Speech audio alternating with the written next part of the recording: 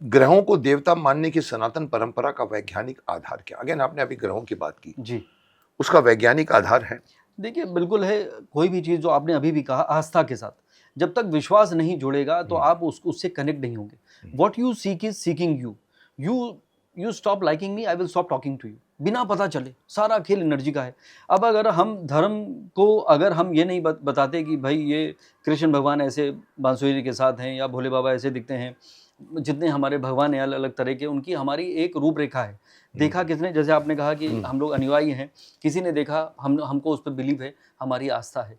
तो हर ग्रह के साथ अगर जब आपने वो विश्वास कनेक्ट नहीं करेंगे तो विश्वास बनेगा नहीं। अब उन्होंने बोला सूरज है, सूरज को तो मैं बिल्कुल लाइक नहीं करता, बहुत तेज रोशनी है। भाई वो सूर्य भगवान है।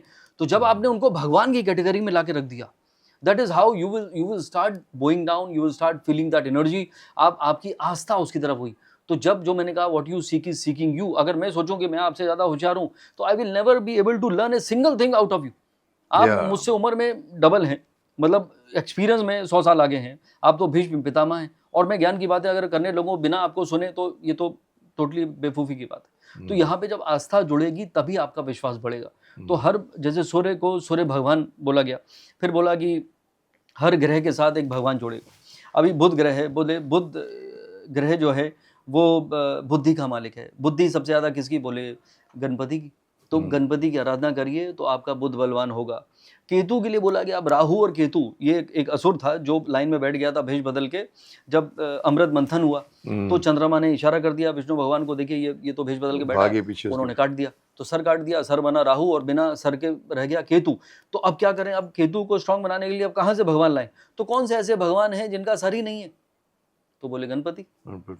तो गणपति की आराधना करिए केतु की दशा में, नहीं तो फ्रस्ट्रेट हो जाओगे भाई साहब, because Ketu has nothing to do with materialism. तो इसीलिए बोला गया व्हेन केतु की दशा में इंसान स्पिरिचुअल हो जाए, और ज्यादातर लोग होते हैं। आप वृंदावन चले जाइए मुकेश जी, हरिद्वार चले जाइए, ऋषिकेश चले जाइए, you will find Europeans, American wandering, looking for salvation, purpose of life.